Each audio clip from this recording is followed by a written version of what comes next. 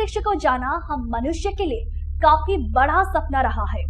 अंतरिक्ष को हम खंगाल रहे हैं किसी तरह से जीवन की तलाश के लिए। कई बार हमें लगा कि हम हमारे अंतरिक्ष में अकेले हैं, लेकिन कुछ ऐसे मौके हमें मिला कि हमें पता चला कि अंतरिक्ष में कुछ खास सिग्नल देखने और सुनने को मिला।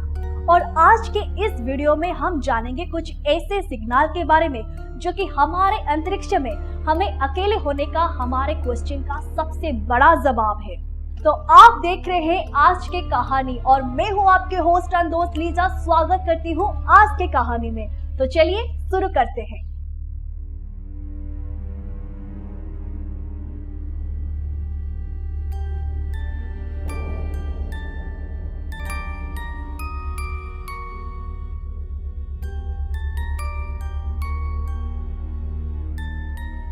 हमारे पहले नंबर पे है एक ब्लैक होल का साउंड। ब्लैक होल का पहली इमेज को चाहे हमने साल 2019 में देखा हो, लेकिन सन 2003 में MIT के एडवर्ड मॉर्गन ने चंद्र एक्सरे ऑब्जर्वेटरी से एक ब्लैक होल का एक्सरे डाटा को ऑडियो सिग्नल में बदल दिया, जो कि हमारे ह्यूमन ईयर्स के सुनने की लिमिट में था और जो ओरिजिनली कुछ मिलियन टाइम डीप था, हमारे द्वारा यूनिवर्स से सुने गए सबसे डीपेस्ट नोट से। थोड़ी सी ट्विकलिंग के बाद ये रहा एक ब्लैक होल का ओरिजिनल साउंड, जो काफी भयानक भी है।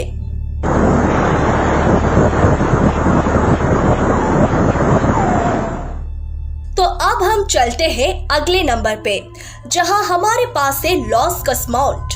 सन 1961 में दो इटालियन भाइयों ने सिग्नल को रिकॉर्ड किया जो अंतरिक्ष से आ रहा था, जो उनके अनुसार किसी सीक्रेट सोवियत स्पेस मिशन से जुड़ा था। ये सिग्नल पे हमें एक फीमेल कॉस्मोनाउट की आवाज सुनने में मिलती है, जो कि किसी मुसीबत में थी। शायद पृथ्वी के एटमॉस्फेयर में एंटर करते वक्त कुछ गलत हो गया होगा, क्योंकि वो बार बार कह रही थी हॉट हॉट ऑक्सीजन ऑक्सीजन, जो शायद उसके स्पेसक्राफ्ट के जलने के कारण उसे महसूस हो रहे होंगे। इस स्पेसक्राफ्ट की खबर सुनने पर रशिया ने बयान दिया कि जो स्पेसक्राफ्ट एटमॉस्फेयर में जला है वो एक अनमैन्ड स्पेसक्राफ्ट था और उनके द्वारा किसी फीमेल कॉस्मोनाउट को अंतरिक्ष मिशन पर नहीं भेजा गया।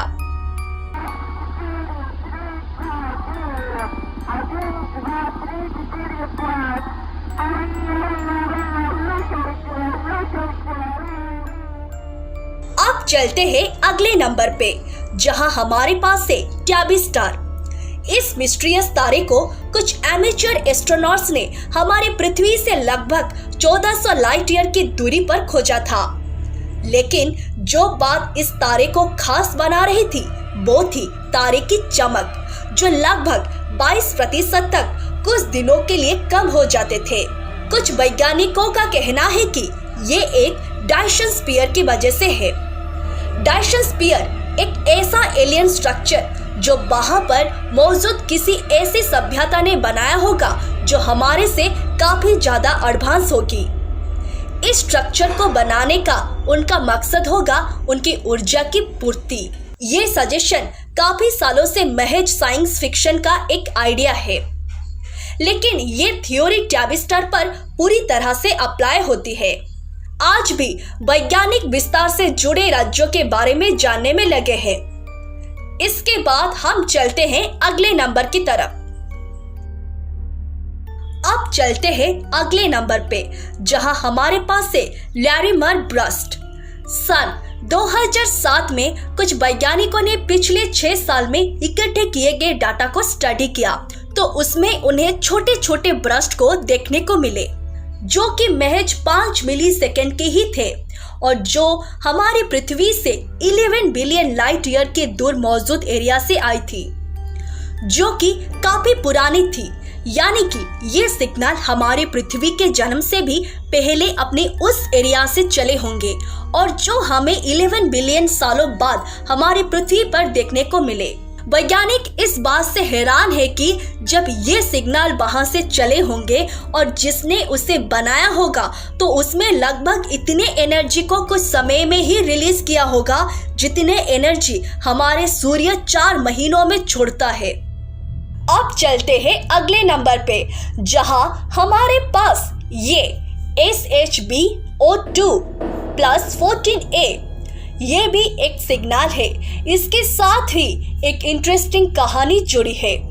दरअसल वैज्ञानिकों ने सिग्नल को हमारे अंतरिक्ष के एक ऐसे विजन से डिटेक्ट किया था जहां ना तो कोई तारा है और ना ही कोई ग्रह। सिग्नल की लोकेशन का लगभग 1000 लाइट ईयर दूरी तक यहाँ कोई भी गैलेक्सी या प्लैनेट सिस्टम नहीं है। ये सिग्नल पाइजक एरियाज के बीच मौजूद खाली जगह से आया था। इस सिग्नल को शॉर्ट बॉस के रूप में मेजर किया गया क्योंकि 1020 मेगाहर्ट्ज के फ्रीक्वेंसी पर था। ये वही फ्रीक्वेंसी है जिस पर हाइड्रोजन एनर्जी का ऑब्जर्व और रिलीज करते हैं। वैज्ञानिकों ने आमतौर पर सोचा था कि इसका इस्तेमाल एलियन सिविलाइजेशन को कांटेक्ट करने के लिए किया जाए, और जो भी सिग्नल को रिसीव किया गया था तो इसे काफी ज्यादा अटेंशन भी मिली थी क्योंकि सभी सोच रहे थे कि शायद हमें कांटेक्ट करने की कोशिश कर रहे हैं और आप भी ये सिग्नल को सुन सकते हैं।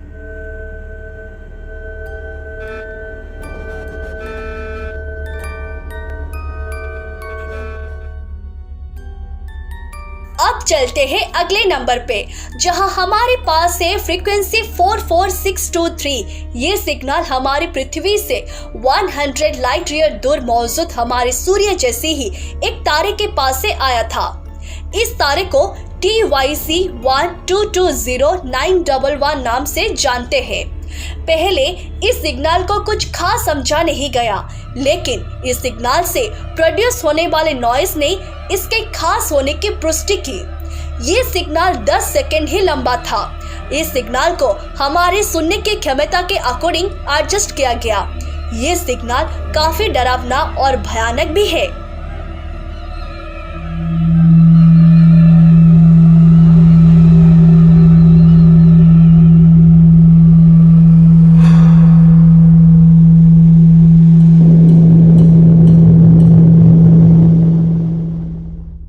चलते हैं अगले नंबर पे, जो जुड़ा है कॉस्मिक रोड से। सन 2006 में जब कैलिफोर्निया में मौजूद वैज्ञानिक हमारे अंतरिक्ष के पहले तारे को खोज रहे थे, तब उन्होंने एक रेडियो वेव रोड को सुना जो कि उस सिग्नल से 6 गुना ज्यादा लाउड था जिसे वैज्ञानिक एक्सपेक्ट कर रहे थे। ये रोड लगभग सारे रेडियो इमिशन को कंबाइन करने के बाद भी उसे 6 गुना ज्यादा स्ट्रॉन्ग था। ये साउंड बिग बैंग का साउंड नहीं था। ये साउंड किसी मिस्टीरियस चीज का था जो अंतरिक्ष के जन्म के समय मौजूद थी। कोई ऐसी चीज जिसे हमारे सामने नहीं हुआ और जिसके बारे में हम नहीं जानते। और अब हम आते हैं आखिरी सिग्नल पर, जो है वाव सिग्नल। सन 1977 में ओहियो स्टेट यूनिवर्सिटी में मौजूद बिग एयर रेडियो टेलीस्कोप ने एक काफी स्ट्रेंज सिग्नल को डिटेक्ट किया था। ये सिग्नल सैजिटेरियस कंट्रीब्यूशन के तरफ से आया था, जिसे देखकर कई वैज्ञानिकों का कहना था कि ये सिग्नल का ओरिजिन शायद कोई एक्स्ट्रा टेरेस्ट्रियल जीवन रहा होगा। ये सिग्नल लगभग 72 सेकंड के लिए रिसीव किया गया और जिसके बाद से कभी भी देखा नहीं गया। जिन एस्ट्रोनॉट ने सिग्नल को खोजा था उन्होंने मार्जिन में वाव लिखा, जिसे इसका नाम वाव सिग्नल मिला। इसे भी बाकी सिग्नल की तरह एडजस्ट किया गया ताकि हम इसे सुन सके। ये रहा उसका सिग्नल।